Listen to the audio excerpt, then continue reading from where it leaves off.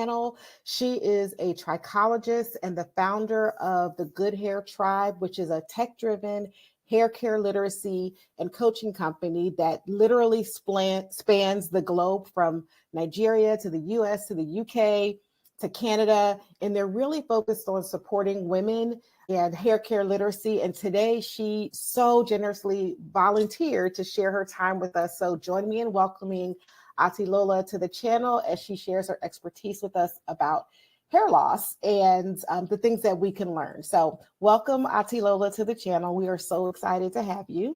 Thank you for having me, Arlene. I call you Arlene, like a single name, right? I'm very excited to be here. I do not take this privilege for granted. I'm looking forward to having a great discussion with you here today. Thank you very much for bringing me to your platform. Awesome. So let's just jump right in.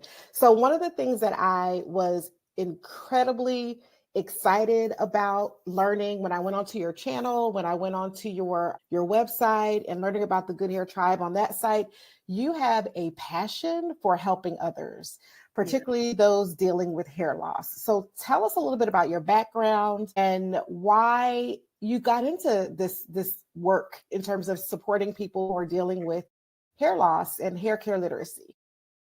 Okay, thank you for having me. Like you already know, my name is Atilola. I'm a trichologist, into tech, also into hair care, everything about hair care and technology. That is what I do. It just started for me as a passion, right, to talk about hair because of my own journey into growing out my own hair. So I started with a blog, right?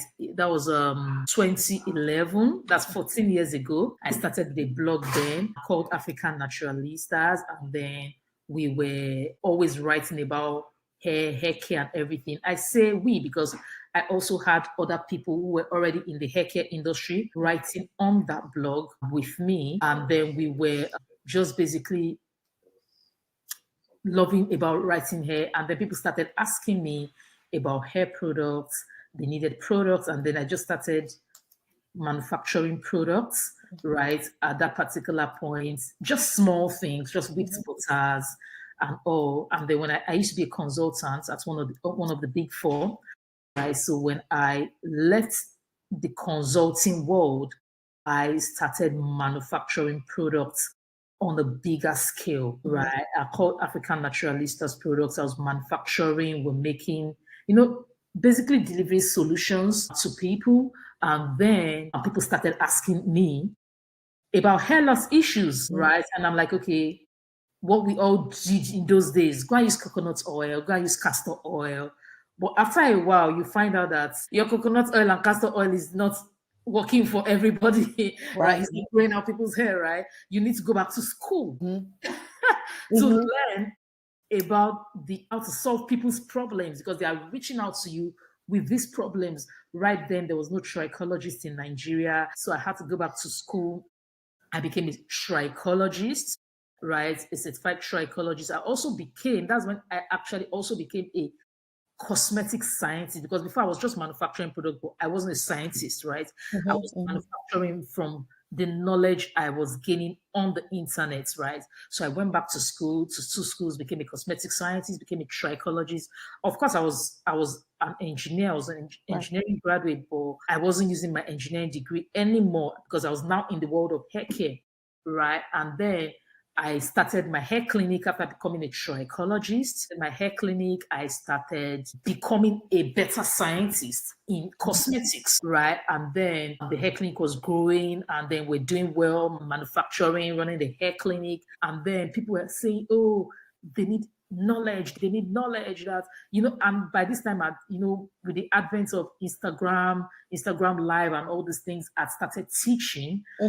Because I love to teach a lot. I'm thinking that, okay, you have the products, you have the clinic, but we need the knowledge. So that's how the hair care literacy started. And it basically started with AN Tribe, which is was a simple WhatsApp group. And then I was teaching people. That was the year 2020. I mean, I've started from 2000 and we are now in 2020, right? So I was teaching in 2020 on WhatsApp and all. And then, one or two things happened. because I was teaching for free. Mm-hmm. Right? I was charging people. And then, of course, when you give people free for a long time, then they begin to not appreciate the value. Because I was teaching the people that were my customers. Right. We sell to people, we bring them into a group and we start teaching them. So I decided that one or two advices, I decided we needed to start a proper teaching company where what we do is teach about science. Right. We teach about hair science, and that's when the Good Hair Tribe started. But when the Good Hair Tribe started, we're teaching, but we found out that we were giving them much more knowledge that they didn't need. Right? Because, okay, you've taught me how to grow my hair, you've taught me how to recover from hair loss, you've taught me how to grow my edges, you've taught me, okay, now you're teaching me about seborrheic dermatitis, you're teaching me about alopecia. We're going deeper because we're just going too deep. And we found out that the people that were needed this deep knowledge were not just the people using it on their hair, but people using it on their clients' hair. And that's how we revamped the whole marketing strategy and everything for the Good Hair Tribe. So I've told you how the product started, the clinic started, and the literacy started. Right. And then, that's how the Good Hair Tribe started. And then it just blew, because we now found out that the people that were actually using this knowledge for their clients here were the Americans and the British. And of course, the last business in hair care, which we have right now, is Pure Formula, which is the private labeling arm of our cosmetic business. And of course, the Good Hair Tribe that has been running since 2021 officially, and then Pure Formula, which is a private labeling company. So that those are the 4 businesses in hair care. Right. So first of all, kudos to you, because that is a lot of work. And one of the things that I so value and appreciate is getting to see people use their gifts in support of others. And so it's beautiful to hear about your story and your journey with that. And so let's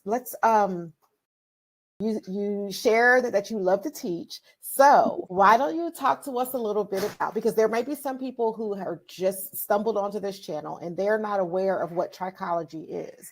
So how about if you talk to us a little bit about what is trichology and why it might be helpful for someone to go see a trichologist, knowing that most of the women who find themselves on this channel are dealing with some version of alopecia or hair loss. So what is trichology, and why might someone consider going to visit a trichologist? Right. So trichology is basically the management of hair and scalp issues. That's the simplest way I can put it, right? It has to do with hair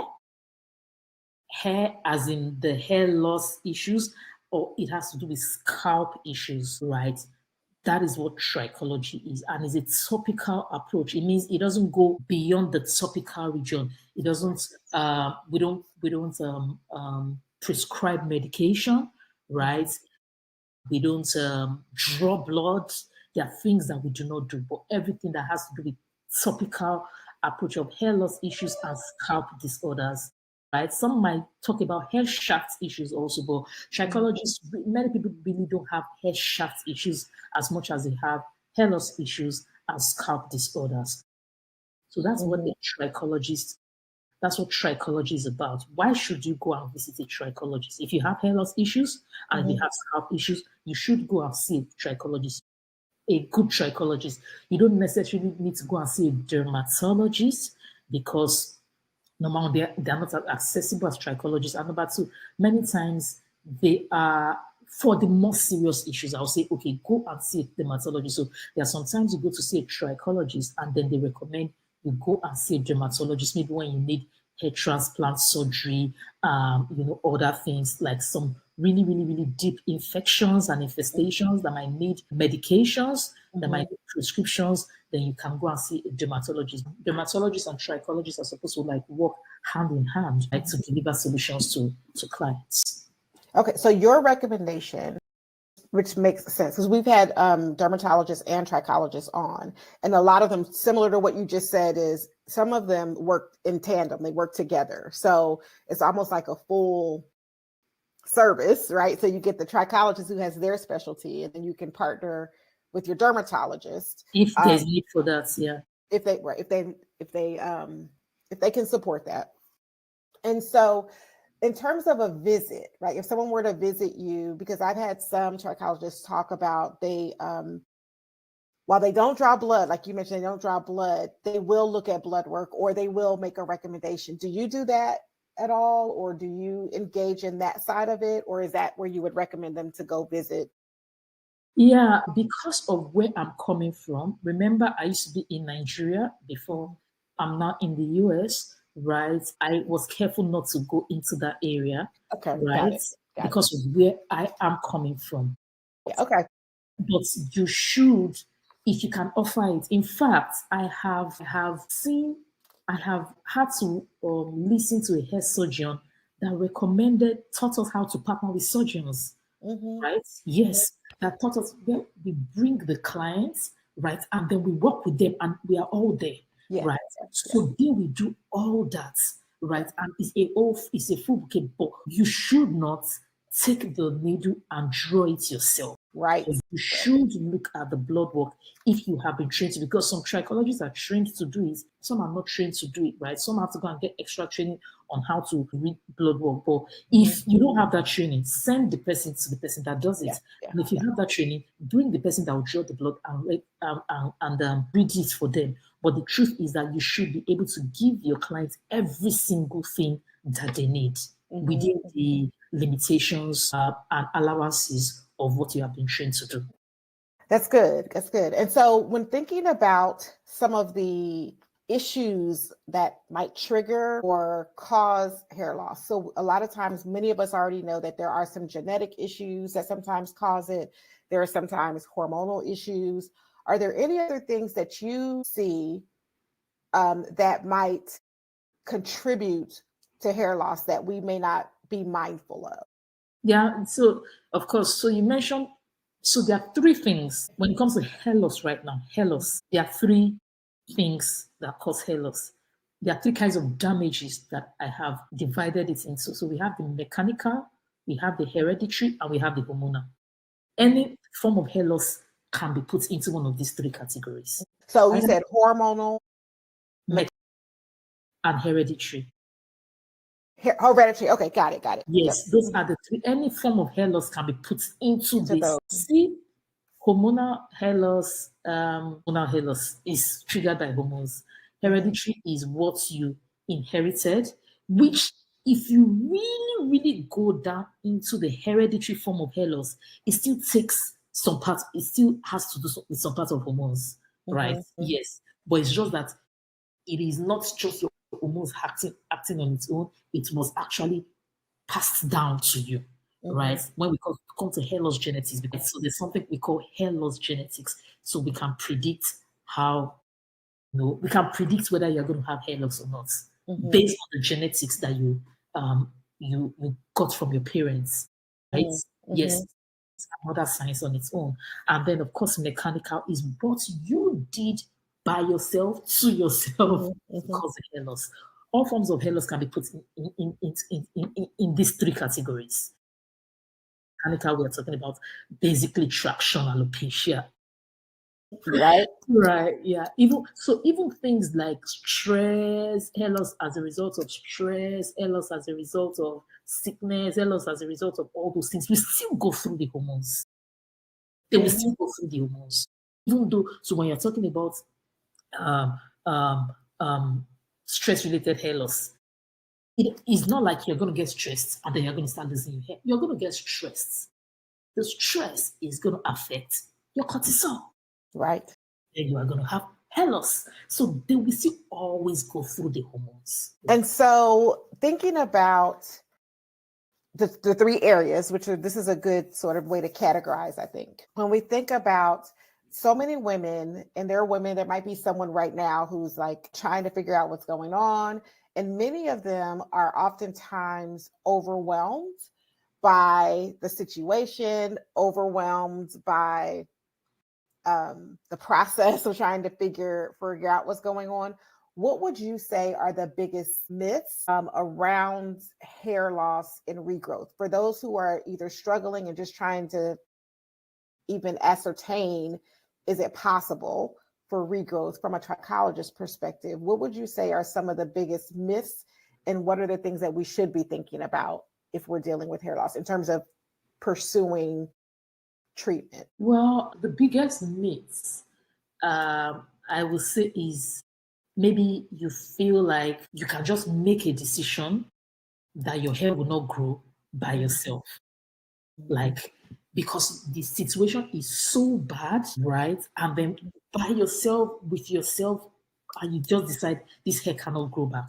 That's not true. I wish I had the opportunity to share some pictures with you, right, of the kind of results that we have seen in my own practice, just with products, not even trichology.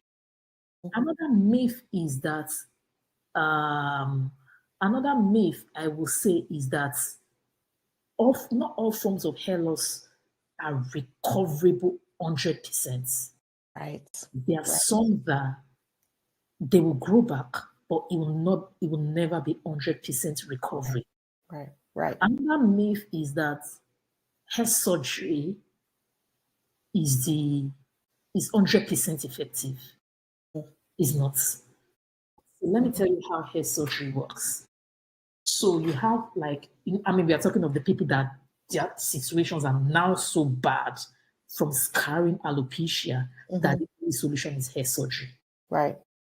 So the scar is underneath the scalp, right? The cicatrix is underneath the scalp. And then I don't know if you know much about concrete, like concrete cement. It's like concrete. And you want to plant a seed in a concrete environment. It's not possible, ideally. Right. When you want to plant a seed, you plant it in a sandy soil, a loamy soil, or a clay soil. It's concrete. You can't plant a seed on concrete, which is what the scar, the cicatrix under the scalp is. It's like concrete. So the surgeon has to break through the concrete, right? Right. Plant the seed, the plant. In this case, the transported follicles from one side of the head to the other. Now, that scar is very large. When they plant it, it will take roots, but it will never ever go down. Deep it. Cannot hit the blood vessel. It's not going to germinate. After some weeks, it's going to fall off. Success rates of the surgery depends on the thickness of the scar tissue.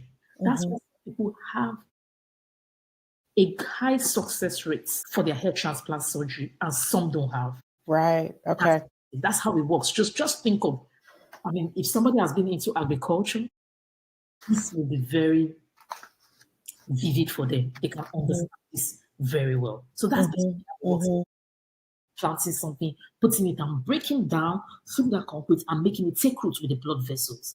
So if it take root, at the end of the day, it's going to fall off. So hair surgery. That's why some very reputable hair surgeons, they will come. They are going to do a very, very in-depth analysis on the success rates of the scar underneath and how they can make it take root. Okay. So let's pivot a little bit. I would love to hear your take on nutrition and hair loss. And then if you want to, we can maybe transition to talking about stress and the impacts of it and what we can do. So let's start with nutrition and lifestyle factors that we need to be thinking about for those of us who are dealing with hair loss and wanting to reverse hair loss. Nutrition is a major factor when it comes to hair growth, right? It's like, nutrition is the good food, or good nutrition is the medicine that was naturally given to us by God. If you are not feeding your body well with the right foods, I'm not a dietitian, right? But I am very big on healthy eating. Yes. Very, very big on healthy eating. So if you are not putting the right things in your body, you are not getting the adequate nutrients, right, for your hair to grow. And remember, this is dead protein, right? This is dead protein. This is not the priority when it comes to the nutrients being distributed around your head. This is not it. Like, it will go to your organs, it will go to other things first. Yes. This is the last thing. So if you are not feeding it well, right, feeding your body with adequate food, good food, and everything well, your hair is not going to get it's not going to get the adequate nutrients needed for your scalp. Is not going to, or should I say your follicles right now, you not get the adequate nutrients needed to give you quality, healthy hair. Right. And we are talking about things like protein. We are talking about things like water. Don't drink with water. That we are talking about things like, remember, iron plays a big role, right, in blood circulation, right, in making sure you are getting the right blood coming out and everything. And you know what adequate blood flow does to, I mean, not even hair loss right now, just having long hair. Right. You know, the massaging and everything, where they say you stimulate blood flow, you stimulate all those things are real. Right. So if you are eating iron-rich food, oh my gosh, iron-rich food, your scalp, your hair, everything will glow. Why do you think pregnant women? Yeah. Because like they have those full scalp and everything. Yes, we know estrogen has a lot to do with it and all, but the fact is that the truth is that they are always forcing pregnant women to take iron tablets. Right. Them to take all those things. So they have those lush, it gives them that shine, that luscious look and everything. Or you know, one thing people don't also consider. Nutrition is very, very important for scalp health. Do you know that junk food will give you very horrible scalp? That's something people don't know. Right. So my clinic with scalp disorders, because we have people that have scalp disorders, they have good hair, but they have scalp disorders. They have right. You can basically separate scalp from hair, right? And then we can come and deal with scalp issues alone. And a lot of people, their nutrition is sabotaging their scalp health. Wow. Yes, junk food, sugar, horribly processed dairy. I'm telling you, some of us, like me, we have had to battle seborrheic dermatitis for long. Okay. You find out that when your diet is good, you can go for months and not have any breakouts of flakes, of itchiness and everything, because you are eating the right things. Right? Some people travel from, I've had people that have traveled from, let's say, Nigeria, where the food is better, the food is good and everything, and they go to another country, and just because of the change in the food they are eating, you know, they flare in their scalp. Right. Well, and everything is so, unless you're eating whole foods, it's so processed.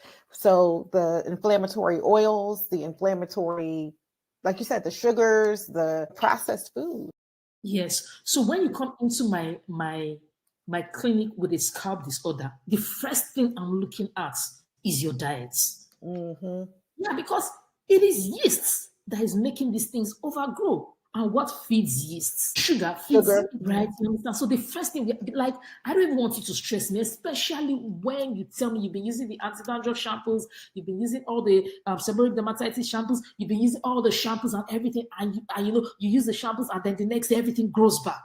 We are looking into your diet. You understand? We are looking into your diet. So for me, nutrition is I don't use drugs, I don't use medications. Because I'm very big on healthy eating. I'm also big on the body healing itself, right? It's not because I don't have anything against drugs. I mean, when I was pregnant, they gave me, what do they call it? Epidural. I took it, right? I gladly took it, like, because I didn't know, right? I gladly took it to manage pain, but I believe that everything we need in terms of medications, drugs, body, healthy living, and healthy is inside the food. That's my belief. So I have a 5-year-old and a 7-year-old, and the only time my 7-year-old has ever gone to the hospital was when he had like a bad case, like food poisoning, and he was losing blood. Apart from that, we have never been to the hospital. We don't use drugs. We don't do this because I am on their food. Like, it don't even get me on food. Because I've always said that if I never got into hair care, I would have gone into nutrition. No, like, it's very clear, because nutrition is like my second passion. Nice. So don't even let's get that, because we'll have another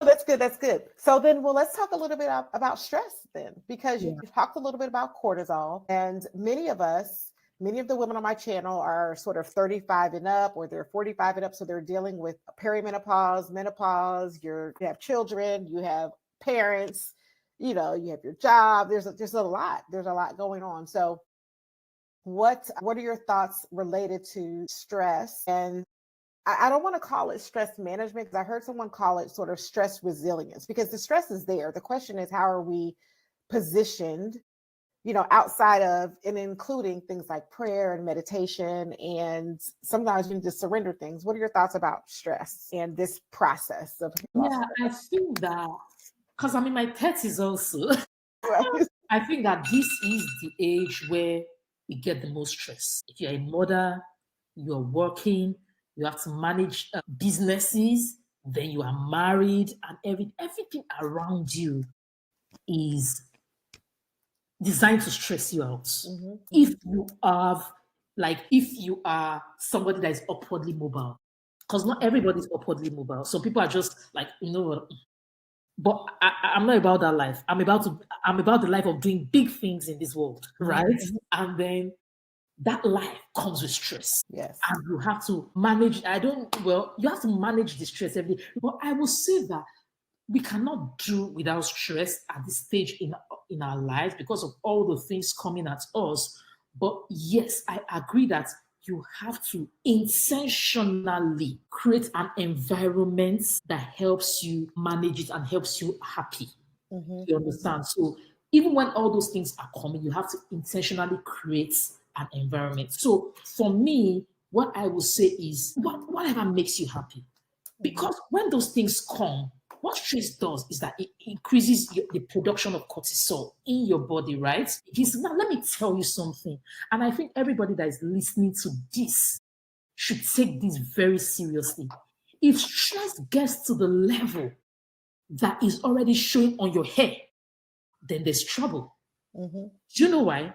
You can see your hair, but there are a lot of things in your body that you cannot see. Right.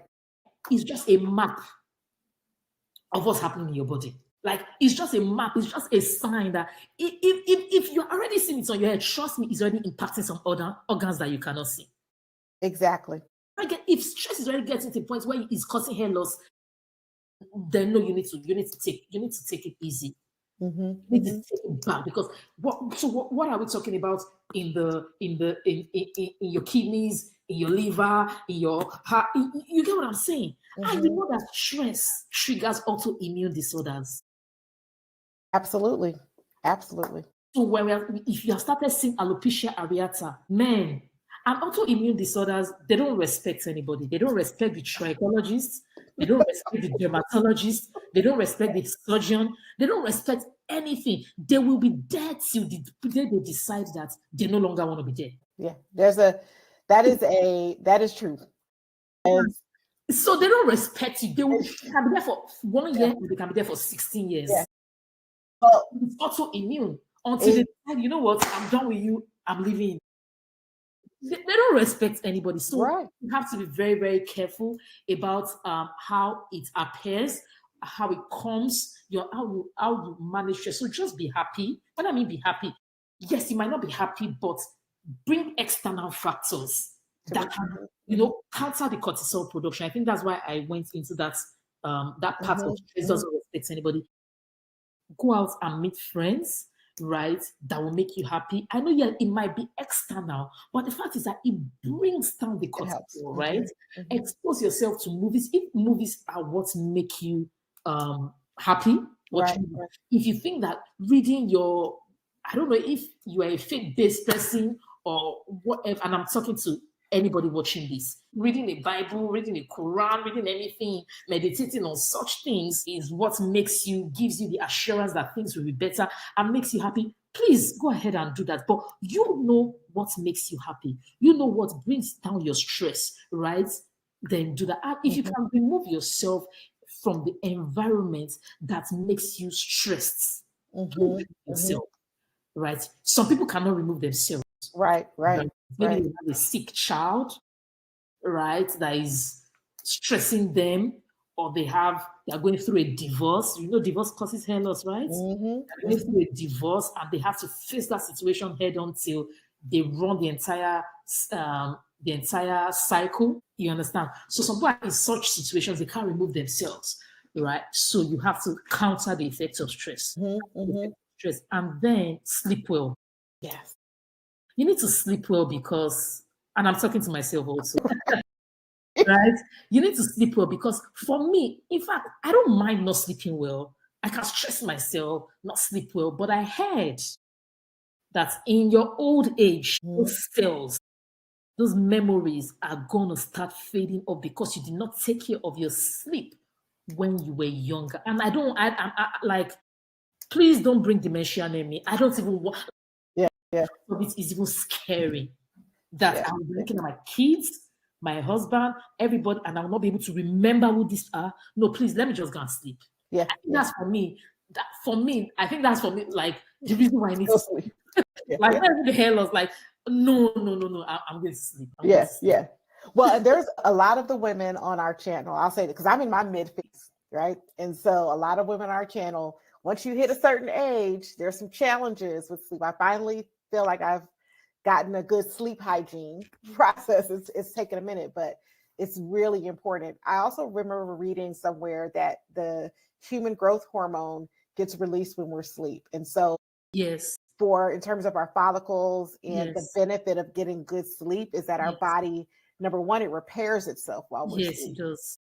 Right. And so, yeah, that's why I'm always a fan of good sleep. So, I wish I had like 28 hours in a day. So, yeah, but I have just 24 like everybody. So is there anything else that you want to share that you think is really important for us to know in terms of navigating hair loss and seeking and looking to reverse loss? Yeah, I would say hair literacy, right? I think we need to work on our hair literacy, right? Because when you are literate in hair care, because people are quite literate in skincare, right? But they are not as literate in hair care, right? And I think it's because they feel like they can hide their hair under wigs, under things, and also they don't put a lot of education on like, but you cannot hide your face, right? So they don't put a lot of education in their hair care, but you need to be literate in hair care. Gone are the days where you could allow any hairstylist or anybody or anything to do something to you. Gone are the days where you can just jump from YouTube to YouTube, blog to blog, Instagram to Instagram, and just allow people to just dump knowledge that is not true on you. Literate in hair care, because when you're literate in hair care, you will panic less. Right. You will panic less because you will have moderate expectations of how you are going to recover this thing. If that's the journey you are on, maybe journey to hair loss recovery, you have good expectations. You have so many information. Nobody can tell you that your name is not Lynn or Lynn. Because you have the information, you know your genealogy, you know where you're coming from. You know you cannot be bamboozled about where you're coming from. Same thing with hair care, right? Hair care literacy. Because you have the science, right? That's what my business, one of my businesses is about hair care science, hair science, right? And how everything comes together. So I would tell everybody to take their hair care literacy serious, right? So that they don't get duped by quacks, and they don't get duped by, some are not necessarily quacks, but they don't have the right information, right? So yeah, hair care literacy is very, very, very, very important for everybody, because they think the literacy is just for the trichologists, for the coaches, for the dermatologists. No, it's for everybody. Right. Which is a really, as we close, I think that's a really good segue to, and we will link your businesses in the description box below. So everyone, you can go in there. Please go to her website. Please take a look at all of the resources. They're really in-depth, really helpful. So is there anything else you want to share about your website, your resources, how you, and we'll link again to all your socials in the description box, but how you are available to help people? Yeah. So I'll first of all like to talk about my trichology business, because I feel like that's what's going to benefit most of the people here, right? Because for you to go into hair care literacy, you must really, really, really, really be serious. You must be a very serious person to go into hair care literacy, right? But for my trichology business, I help people with all forms of scalp disorders, all forms of hair loss issues, and all forms of hair growth issues. Right now, what makes me different is that I give convenient solutions. Like if it's solvable, I can solve it, because there are some that are not solvable. But as long as it's solvable, I use a combination of hair products, hair clinic services, and hair care literacy to solve people's problems. So we have hair loss masterminds, we have consultations, I use those three approaches. So I use an ecosystem of these three to solve people's issues. So it doesn't matter whether I have physical access to you, I will solve your problem, right? So I use virtual consultations. I use doorstep consultations, where I go to the people's doorstep in Houston, Texas. And if you're not in Houston, Texas, I will solve your problem with masterminds, right? Right. Yes, masterminds, virtual services, one-on-one, one time, and then periodic, where you can work with me for 3 months, for 1 year, periodically, to solve your hair loss issues, your scalp disorders, right? So if you go to www.askthetrichologist.com or www.the-trichologist.com, I'm there to help you out, right? That's what we do. I can help you out. So it doesn't matter whether, I've had people as young as, my youngest client has been 2 years old, right? People as old as 70-something years old that I've worked with, right? And we have been able to get a lot of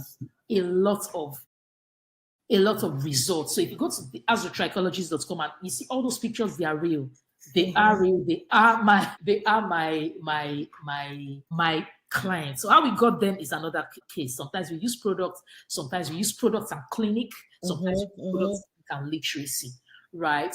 Then if you are interested in hair care literacy, you want to take courses on growing your hair long, you want to take courses on recovering hair loss, you want to take courses on scalp disorders, infections and infestations, you want to take courses on hair science and everything, then you can go and take our flagship courses at the Good Hair Tribe. So if you go there, the flagship courses are for end users that want to use those knowledge to grow their own hair, to solve their own scalp issues, not for. And you can also use it for your clients, but these are deeper courses that we work with, right? But if you want to use it for yourself, grow your hair long, solve your hair loss issues, solve your issues with your traction alopecia, then you can go and take our flagship courses on the Good Hair Tribe. Okay, awesome. And we will link everything in the description box, so everyone, you'll be able to go to the websites and get the resources you need. I'm so glad to hear that you work with virtually, number one, but also with younger clients, because I've had quite a few emails. And in fact, I'm going to go back and refer them to you, of people with children who wanted some support. So thank you so much for your time. Thank you. Again, congratulations for all that you're doing. Thank you. We are blessed because of your work. And don't be a stranger. Thank you very much. Thank you for having me. It was a great time. I really enjoyed. So I love talking about hair all the time, and this was a good time. Awesome. Thank you. And so everyone, as always, live well, live blessed, nourish your crown, and we'll see you in the next video.